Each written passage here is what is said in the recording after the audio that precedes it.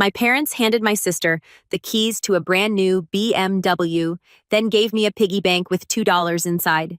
So I blocked them all and spent the next year, showing them exactly what their favorite child couldn't do. I sit cross-legged on the hardwood floor of my parents' Portland living room surrounded by torn wrapping paper and the artificial pine scent of Christmas morning. My sister Chelsea twirls her manicured fingers around a set of shiny BMW keys, the metal catching the twinkling lights from the tree as she poetesses like a teenager instead of a 32-year-old woman. I can't believe it. She squeals, bouncing on her toes. My own Beamer. Dad beams at her with unfiltered pride, Mom clasping her hands beneath her chin like she's witnessing a miracle. The car sits in the driveway, a glossy white testament to parental devotion, complete with an enormous red bow that probably cost more than what they spent on my entire Christmas. Meanwhile, I stare at the object in my lap, a plastic piggy bank shaped like a cartoon character from a children's show I outgrew 25 years ago. The price tag they forgot to remove reads $1.99. Open it, Mom urges, gesturing toward the small rubber stopper on the bottom. My fingers feel numb as I comply. 2 crisp $1 bills flutter out. It's the start of your future home fund, honey, Dad announces with a dismissive wave. You're always so responsible with money, not like some people. He winks at Chelsea, who pretends to look offended. The silence stretches like taffy between us until Mom fills it. Chelsea needs reliable transportation for her new graphic design clients. Those artsy types expect a certain image you know. Chelsea drops onto the couch beside me, her expensive perfume clouding my senses. Don't worry, sis. I'll drive you around whenever you need. She pats my knee with patronizing gentleness. Your little Toyota must be on its last legs by now. The Toyota that carried me through 7 hours of mountain passes yesterday. The Toyota I paid off myself 3 years ago. The Toyota that's more reliable than any relationship in this room. I can't breathe. 34 years of moments just like this one crystallize in my mind with perfect clarity. This isn't an anomaly. It's the pattern of my entire life. Just this morning, I had carefully wrapped their gifts a leather briefcase for Dad that cost 2 weeks' salary. The silver bracelet Mom had admired in a Seattle boutique window. The professional camera lens Chelsea had casually mentioned wanting. All purchased by setting aside a little from each paycheck for months. I'd rehearsed my announcement during the entire drive down from Seattle. Senior structural engineer, the promotion I'd earned through nights and weekends of extra work designing buildings that would stand for generations. I'd imagined their faces lighting up with pride, finally seeing me as something more than Chelsea's responsible older sister. Maybe this Christmas will finally be different, I'd whispered to myself at each rest stop, at each gas station, at each mile marker. My hands tremble as I place the piggy bank on the coffee table. The plastic makes a hollow sound against the glass. Excuse me, I manage, my voice sounding like it belongs to someone else. Bathroom. I walk. Don't run up the familiar stairs past the wall of family photos where Chelsea's face dominates every frame. The bathroom door closes behind me with a soft click before I twist the lock. My reflection stares back at me, eyes too dry, face too composed. I press my palms against the cold marble counter, waiting for tears that won't come. The pressure builds in my chest instead, like concrete hardening around my lungs. People talk about heartbreak like it's abstract. It's not. I feel each chamber of my heart contracting painfully, blood struggling to push through narrowing vessels. My sternum aches like someone has pressed a knee against it. This is what dying feels like, I think. Not dramatic, just diminishing. The night stretches endlessly as I lie awake in my childhood bedroom listening to Chelsea's laughter from downstairs as she and my parents plan her first road trip in the new car. At 2:17 a.m., I finally sit up. I pack quickly, taking only what matters: the faded stuffed bear my grandmother gave me, the photo album from college, the small wooden box containing my first professional blueprint. The expensive gifts I've given them over the years stay where they are. They were never about gratitude anyway. The house is silent as I carry my suitcase down the stairs. My house key lies cold in my palm for a moment before I place it on the kitchen counter beside the coffee maker that will brew in 3 hours. They have made their choice. Now I'm making mine. Streetlights blur into watery halos as I navigate empty highways. The dashboard clock reads 3:42 a.m. Christmas morning. My windshield wipers battle against thickening snow, while Bing Crosby croons about white Christmases from the radio. I twist the volume knob until his voice fades to silence. Have yourself a merry little Christmas, I whisper to the empty passenger seat, my voice breaking on. Merry. The irony burns like acid. Through Portland's southern outskirts, my Toyota's heater struggles against the December chill. 7 years old with 200,000 meters. This carried me through college, first jobs, promotions. It never complained about mountain passes or tight parking spots. Unlike the gleaming BMW sitting in my parents' driveway with its ridiculous red bow, my car earned its place in my life. Around 6, my phone buzzes against the center console. I glance down to see Mom's face lighting up the screen.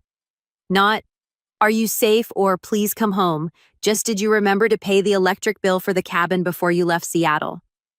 The cabin they bought for weekend getaways that Chelsea uses for Instagram photo shoots. A semi-truck passes, spraying slush across my windshield. For 3 terrifying seconds, I drive blind until the wipers clear enough space to see. My hands shake against the steering wheel as memories flood faster than the wipers can clear them away. 5th birthday. Chelsea's princess party with professional decorations, pony rides, and a 3-tier castle cake. 30 neighborhood kids in party hats. My celebration the following year. Grocery store sheet cake. 2 friends from kindergarten. Party supplies from the dollar bin. Your sister needs the social stimulation. Dad explained when I asked why. You're more independent. Independent.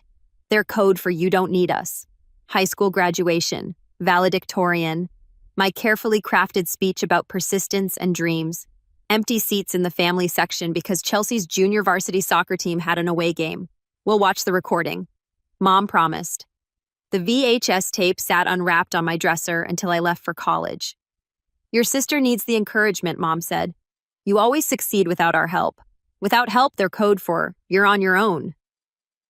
College years flash before me as highway signs count down miles to the California border. Working 25 hours weekly at the campus bookstore and cafeteria, taking maximum course loads to graduate early, stretching student loans and scholarships. While Chelsea explored artistic inspiration across Europe on our parents' dime. Your sister needs to find herself, Dad insisted during one of our rare phone calls. You've always known exactly who you are, known who I am. Their code for you don't deserve exploration. My phone buzzes again. Dad, this time I let it ring until voicemail catches it. The first hint of dawn lightens the eastern horizon as tears blur oncoming headlights into golden streaks. I pull onto the shoulder, hazards blinking, and press my forehead against the steering wheel. The patterns crystallize with sudden clarity. Dad controlling the money withholding from me, while bankrolling Chelsea's every whim. Mom manipulating emotions, making me feel selfish for wanting even scraps of attention.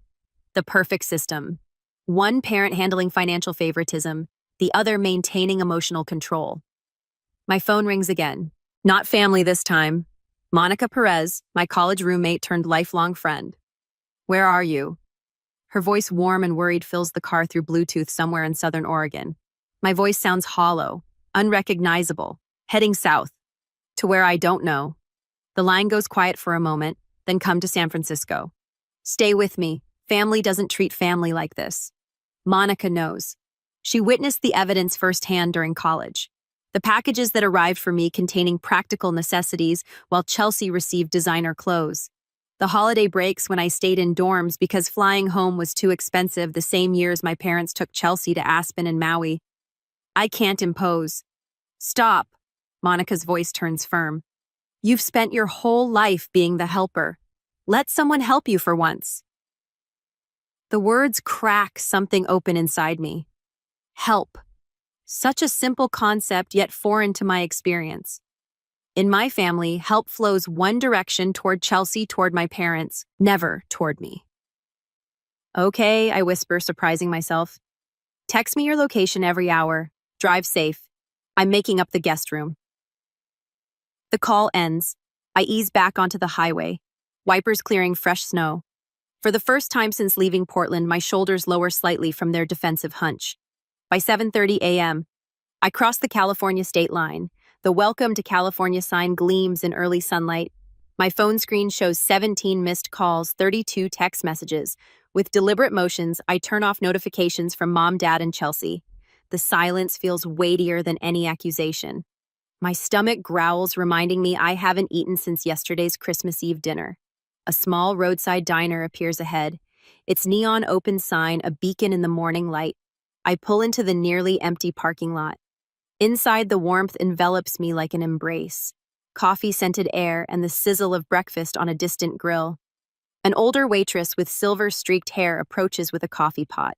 "Rough night," she asks, filling a mug without waiting for my answer. Her name tag reads Gloria. "Rough life," I mutter, then feel immediately embarrassed by the melodrama. Gloria doesn't flinch. "Honey, I've been serving coffee for 40 years. I know heartbreak when I see it." "Family or boyfriend?" "Family." She nods, sliding a menu toward me. "Blood makes you related. Love and respect make you family." Her weathered hand rests briefly on mine.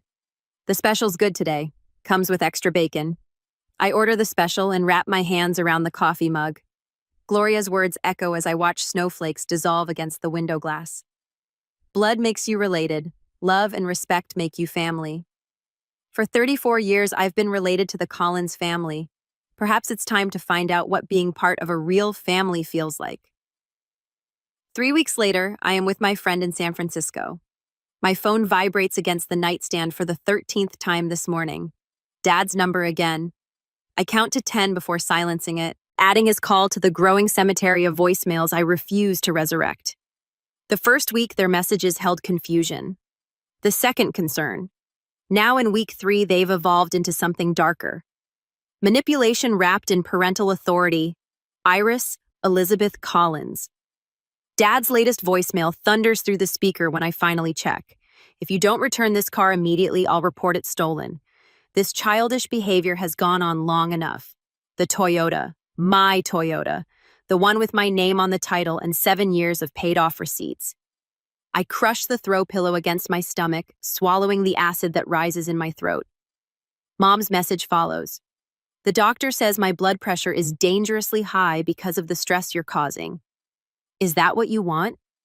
For me to end up in the hospital because you're being selfish? I delete them both without responding, though. My finger hovers over the screen longer than I care to admit. My temporary sanctuary in Monica's spare bedroom feels both foreign and familiar.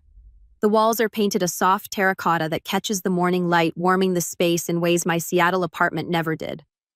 On the dresser, my laptop displays an email I've rewritten 14 times. Dear Mr. Sanderson, I'm writing to formally request a transfer to the San Francisco office effective immediately. My finger clicks send before I can reconsider. No family connections, no favors called in, just my work record, my reputation, my worth as a structural engineer. 3 hours later, the approval arrives in my inbox. Just like that, as if I've always been capable of creating my own path. You got it. Monica appears in the doorway, reading my expression. Her dark curls frame a face lined with genuine happiness for me. The concept still feels foreign. Someone celebrating my accomplishments without making them about themselves. I start Monday, I confirm. Now I just need to find a place. I start Monday. Monica grins. Already called Andrea from book club. She manages apartments in Mission District. Rent control, safe building, 20-minute walk to your new office. You didn't have to. I wanted to. She cuts me off, dropping onto the bed beside me. Friends help friends, no strings attached. Novel concept for you. I know. The words hit their mark. No strings, no obligations, no scorekeeping. The tears I've been holding back for 3 weeks threaten to break through. I made you an appointment too, she adds, sliding a business card onto my laptop. Dr. Levine. Tuesday at 4. The card reads Ella Levine, PhD, Family Therapy. I'm not crazy, I whisper. No, Monica agrees. But you've been carrying something heavy for a very long time. It might help to put it down somewhere safe. On Tuesday afternoon, the therapist's office smells like lemon furniture polish and old books. Dr. Levine wears reading glasses on a beaded chain and sensible shoes that make no sound on the carpet. She doesn't rush to fill silences, just waits while I struggle to form words that have never been spoken aloud. Favoritism. I finally say the word, hanging between us like a newly discovered planet. My entire life. And how did that make you feel? She asks. Like I was worth exactly $2, I answer. Later that week, the apartment Andrea shows me is small, 650 feet with a kitchenette barely wide enough for a refrigerator. But the windows face west, catching afternoon sunshine that spills across hardwood floors. It's mine by nightfall. I buy a futon, a lamp, and a small desk. Nothing more. The emptiness feels intentional rather than impoverished. Space to grow into. Monica drags me to a community center the following Saturday. Pottery class, she announces. You need something that isn't work or therapy. I protest until my hands sink into cool clay, feeling it yield, and resist simultaneously. The instructor, a woman with silver hair and paint-spattered overalls, stands behind me. Don't force it, she murmurs. Listen to what it wants to become. My fingers tremble as they shape something from nothing. By class end, I've created a small, imperfect bowl with uneven edges. It's hideous and beautiful and entirely mine. The first video call comes 4 weeks after Christmas.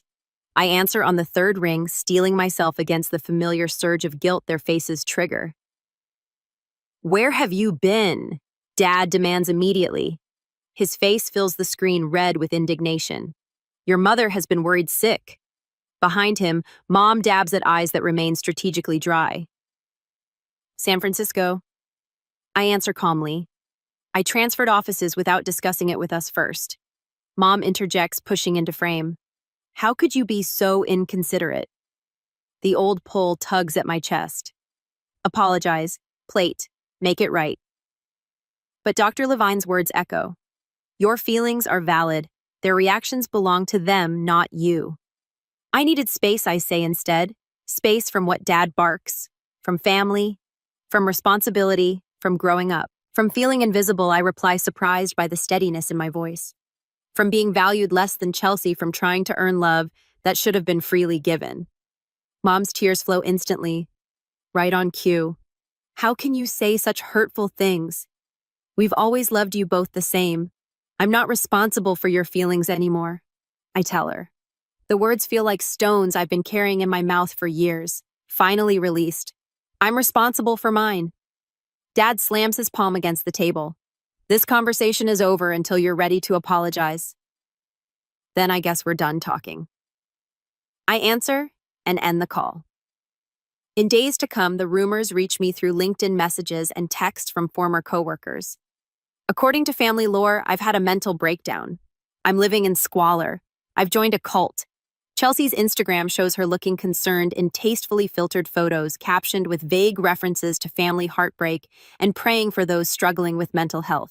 My new coworkers know nothing of this narrative. They see only my work, the precision of my calculations, the innovation in my designs. When Chelsea shows up unannounced at the office reception 10 days later, Monica happens to be dropping off lunch. She's in a meeting. Monica informs her coolly, and she'll remain in meetings indefinitely for uninvited visitors.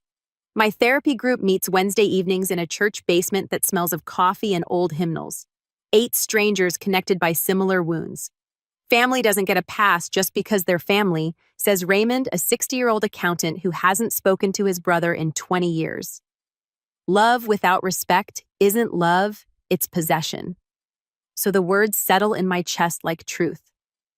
6 months after Christmas, my apartment has transformed. Pottery lines the windowsills, each piece more refined than the last. A proper bed has replaced the futon. The promotion to senior project manager came with a raise that ended any lingering financial anxiety.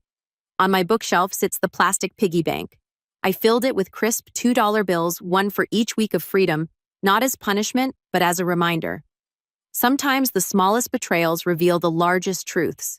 The first holiday season approaches with both dread and relief. No presents to buy that won't be appreciated, no performances to maintain, no diminishment to endure. Just me in a space I've created, becoming someone I'm finally learning to value, worth far more than $2. A month later, the ivory envelope sits on my kitchen counter like a landmine. 3 days it's been there untouched. Cousin Vanessa's wedding invitation, my name in swooping calligraphy, Iris Collins, no +1, just me, expected to return to the fold unaccompanied. So what are you thinking? Dr. Winters asks, her office chair creaking as she leans forward. I trace the edge of the armrest, counting the brass tacks one by one. Her eyebrows rise slightly. That's a change from last week. On my terms, I add quickly. I've booked a room at the Hilton 4 blocks from the venue. Dad called twice insisting I stay at their rental house with everyone. And what did you say? Nothing. I smile, remembering the satisfaction of letting his voicemail fill with increasingly desperate messages. The boundary is the message. 7 months of therapy has taught me the vocabulary of self-P protection. 7 months after Christmas drove away. 7 months of rebuilding myself. 1 therapy session, 1 pottery class, 1 peaceful evening alone at a time. During the session, my phone buzzed. Chelsea, the 3rd text today. Can't wait to see you next weekend. We need sister time before the wedding madness. I slide the phone back into my purse without responding. Dr. Winters notices your sister again. Suddenly we're best friends. I laugh, but it comes out hollow. She never texted this much when we lived in the same city. What do you think she wants? A ride from the airport. Money. The old Iris who carried her emotional baggage along with her actual luggage. I run my fingers across the fabric swatch on my lap.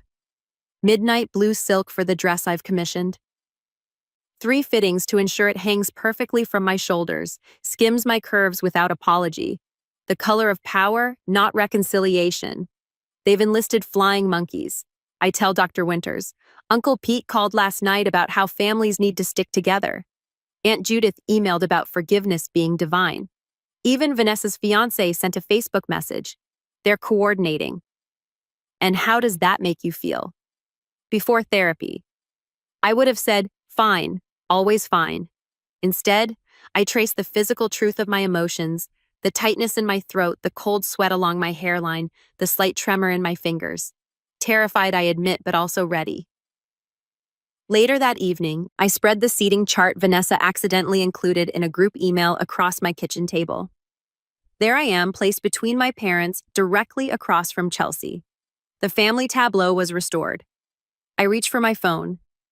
Vanessa, it's Iris. I have a small request about the seating arrangements. Friday arrives with San Francisco fog that burns away as my plane takes off. The clouds part somewhere over Oregon, revealing the landscape of my childhood. My heartbeat quickens as we begin our descent into Portland. The rehearsal dinner location glows golden against the twilight sky. I stand on the sidewalk, touching the smooth stone pendant Monica gave me before I left. Strength isn't about not feeling fear, she'd said. It's about feeling it and walking forward anyway. I straighten my shoulders and pull open the heavy wooden door. Conversations halt mid-sentence. Heads turn. My mother's hand flies to her throat. My father's drink pauses halfway to his lips. I've changed. The Iris who fled at Christmas was a shadow. This woman in tailored black pants, emerald silk blouse, and heels that announce each step with authority is solid present. The diamond studs in my ears catch the light as I scan the room, nodding acknowledgments without rushing toward anyone. Chelsea approaches, first arms outstretched, but something is different. The designer watch is gone. The highlights in her hair have grown out. Her smile seems strained rather than entitled. You look amazing, she says, embracing me briefly. Thank you. I step back, maintaining the space between us. How's the BMW treating you? Her eyes dart away. I had to trade it in. Got a Honda. More practical, you know. Beyond her shoulder, I spot my parents huddled with Aunt Martha. Mother dabs at her eyes with a cocktail napkin. Father's shoulders slump forward in a posture I've never seen before. Cousin Tara appears at my elbow, vodka tonic in hand. God, am I glad you're here, she whispers.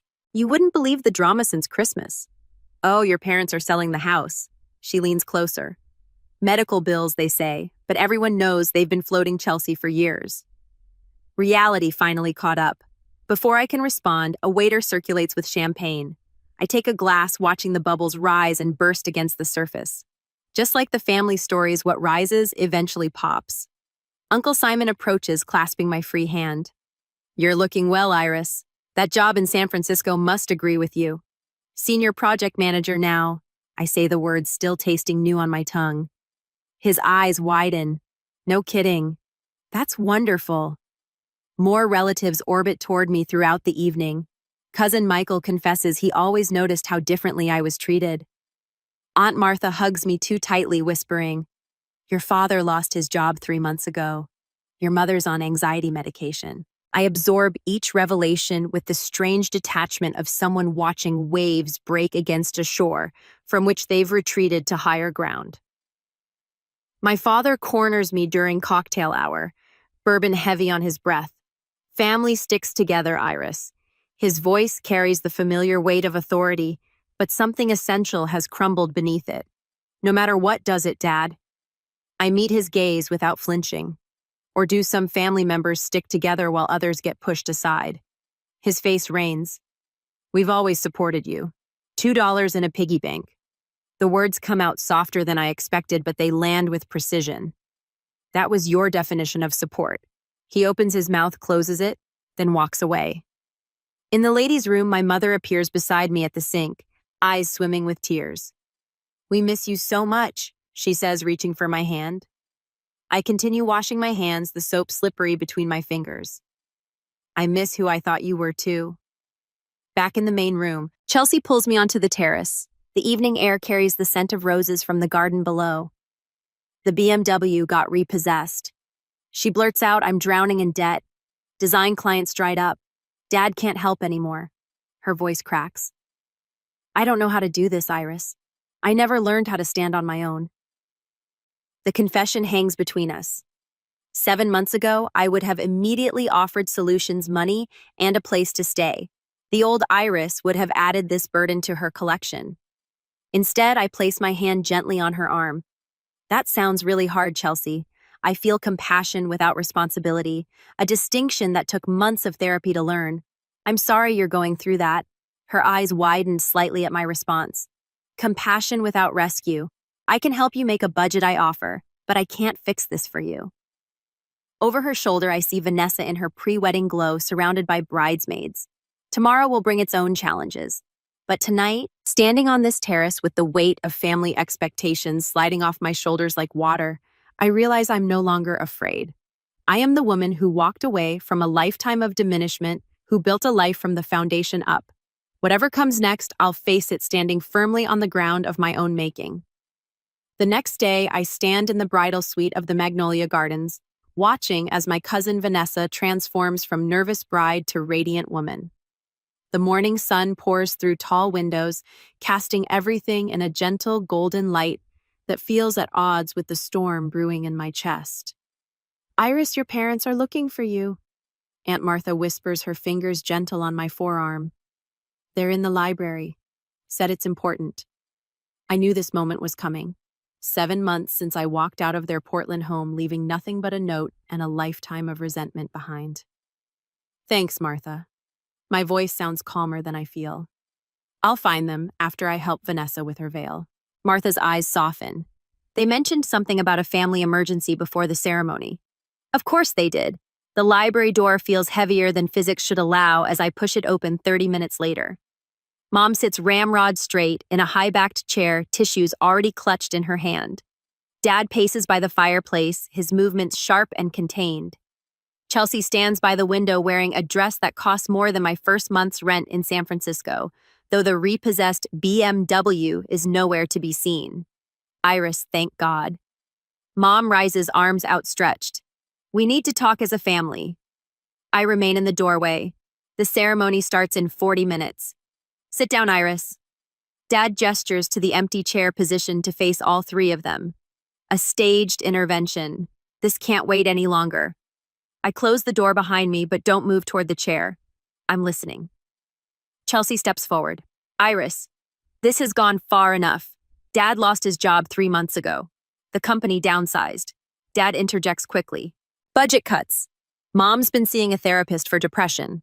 Chelsea continues. "This all started when you left at Christmas." Mom dabs at dry eyes. "We're selling the house. The perfect trifecta." Financial crisis, health concerns, and guilt wrapped in one neat package. 7 months ago, I would have crumpled under the weight of their expectations, apologized for something that wasn't my fault, and offered to help. Today, I walk to the indicated chair, set my purse beside it, and sit with my spine straight. I'm sorry to hear about your job, Dad. And Mom, I'm glad you're getting help. Their faces register confusion at my calm response. Didn't you hear what we said? Chelsea's voice rises. They're selling the house because of you. No, they're selling the house because of choices they made long before I left. I remove a leather-bound photo album from my purse. I brought something to show you. Mom frowns. We don't have time for you called this meeting. I open the album across my lap. So, we have time. The first page shows 2 birthday parties side by side. Chelsea's elaborate princess theme with hired entertainers, and my party the same year with a grocery store cake at the kitchen table. Remember these, I flipped through pages of Christmas mornings, graduations, and family vacations where the pattern of favoritism is unmistakable. I spent months compiling evidence of what I always felt but couldn't prove. Dad's face flushes. This is ridiculous. We always treated you girls equally. I pull out a folder of bank statements. My student loan, $67,000 that I'm still paying. Chelsea's education fully funded, including her year in Europe for art inspiration. Chelsea shifts uncomfortably. That's not fair. You chose engineering. That was your decision. It was my passion. I corrected her. Just like art was yours. The difference is my passion wasn't considered worth investing in. Mom rises, hands trembling. We didn't have the money when you went to college. Things were different by the time, Chelsea. I learned everything about your financial records years ago, Mom. I cut her off. Dad's promotion came when I was 16. The inheritance from Grandma arrived before my freshman year. You had the money. You chose not to spend it on me. The room grows uncomfortably quiet as I lay out birthday cards spanning 30 years. The messages to Chelsea overflow with a effusive love. Mine contain practical advice and reminders to work hard. We always knew you'd be fine. Dad finally says, his defensiveness cracking. You were always so capable. There it is, the truth behind decades of disparity. Being capable doesn't mean I deserved less love. My voice remains steady even as heat builds behind my eyes. Being responsible didn't mean I should carry everyone else's burdens. Mom collapses into genuine, not manipulative tears. We never meant to hurt you. Intent doesn't erase impact. I reach into my purse one final time. The plastic piggy bank makes a hollow sound as I place it on the coffee table between us. Dad stares at it. What is this nonsense? I remove the rubber stopper. Dozens of crisp $2 bills spill out. Unusual currency that catches the eye. I've saved a $2 bill for every week since Christmas. I explain. This isn't about money. It's about what you thought I was worth. Chelsea picks up one of the bills, turning it over in her manicured fingers. I never realized how it looked from your side. Her voice lacks its usual defensive edge. They never taught me to stand on my own. Outside the library, relatives pass by, their voices floating through the heavy door. In minutes, they'll gather to celebrate love and commitment while our family confronts decades of its absence. I don't want apologies, I say, standing. I want change. I'll consider reconciliation under 2 conditions: family therapy and respect for my boundaries. Dad opens his mouth to argue, but Mom places her hand on his arm. We'll do it, she says, surprising us all. Whatever it takes. I gather my evidence and the piggy bank, but leave its contents on the table. That's yours to keep. A reminder of what happens when you value one child over another. Walking toward the door, I pause with my hand on the knob. I need to take my seat for the ceremony. My friend Monica is saving me a place. As I step into the hallway, my back straight and heart lighter than it's been in months. I hear Chelsea whisper to our parents. She's different now. She's right. The woman who left that Christmas morning carrying nothing but grief and resolution is gone. In her place stands someone who finally understands her own worth isn't measured by what others think she deserves, but by what she refuses to accept. On Christmas, the sunshine spills across the hardwood floors of my San Francisco apartment as friends gather around a table that actually belongs to me. The scent of rosemary and sage from the roasting turkey mingles with laughter. Real laughter, not the strained kind that used to echo through my parents' house. To Iris, Monica raises her glass, her dark curls catching the light from the window.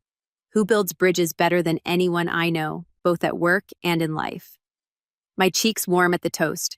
1 year ago today, I placed a house key on a counter and drove away from everything familiar.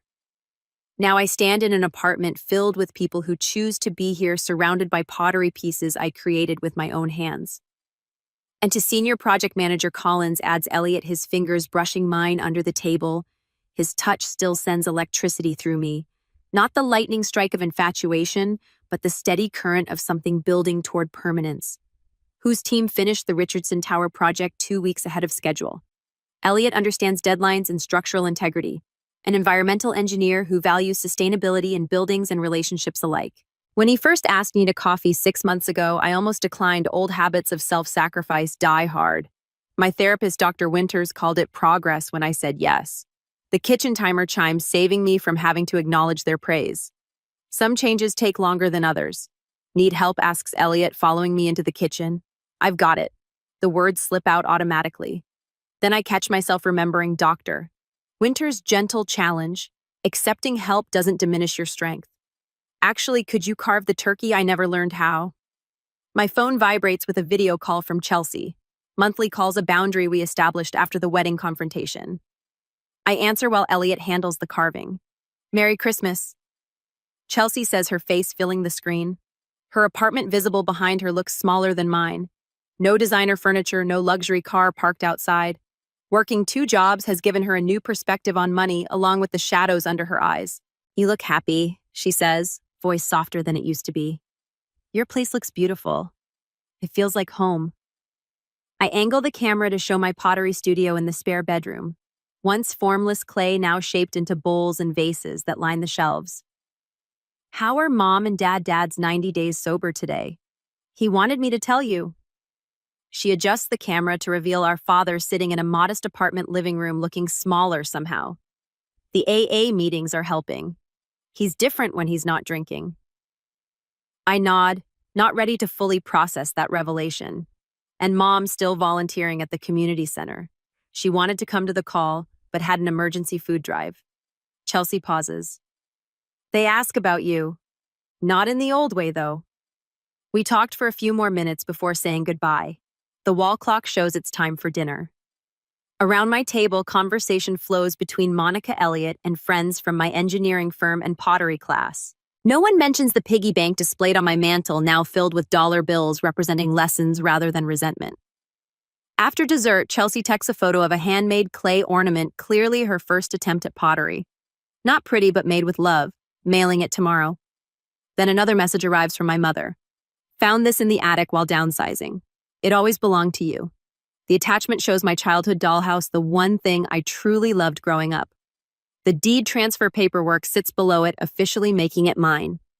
Later, when everyone is gone and Elliot helps with the last dishes, I step onto my balcony. San Francisco Bay stretches before me. Lights from the bridges reflecting on dark water. Buildings I helped design stand in silhouette against the night sky. Worth isn't something you earn through usefulness, I whisper to the city lights. It's something you claim by knowing what you will and won't accept. Elliot joins me, wrapping a blanket around my shoulders against the December chill. Deep thoughts. Just grateful, I answered, leaning into his warmth. Sometimes the greatest gift is realizing what you won't accept anymore. The piggy bank sits visible through the window. No longer a symbol of what I lacked, but what I found the courage to value myself.